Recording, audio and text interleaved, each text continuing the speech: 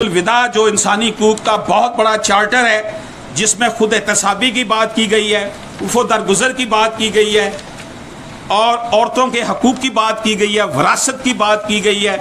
हमें जब हम अपने गिरदो पेश के साथ अगर हम अपने बेटे बेटी बहन भाई वालदैन दोस्तों के साथ अच्छा कंडक्ट करना शुरू कर देंगे ना, तो फिर हमें लीगल एथिक्स जो है ना वो पढ़ने की ज़रूरत नहीं होगी। लीगल एथिक्स तो हमें जो है वो हमने कुरान मजीद में या नमाज में हमें सब कुछ पहले ही हमने सीखा हुआ है।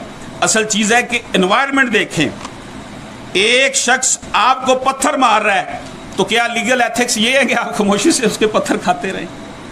इसका मतलब ये नहीं है कि हम भी उसका पत्थर का पत्थर से जवाब दें, लेकिन स्टेटस को तोड़कर अगर हम नौजवान वकला से चाहते हैं कि वो हमारी रिस्पेक्ट करें सीनियर्स की, तो हमें ये भी चाहिए कि नौजवान लायर्स को कंड्यूसिव एनवायरनमेंट दें, उनके मामलात को देखें कि उन्हें कहाँ कहाँ से परेशानी आ रही है।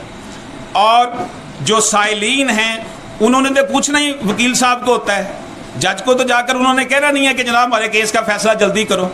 तो वकील ने एक अपने साइल को जवाब देना है, एक अपने रब को जवाब देना है, और जज साहब जो है वो कहेंगे जी मेरे पास तो केसेस ही बहुत है, मैं कैसे इतनी जल्दी डिस्पोजल करूं।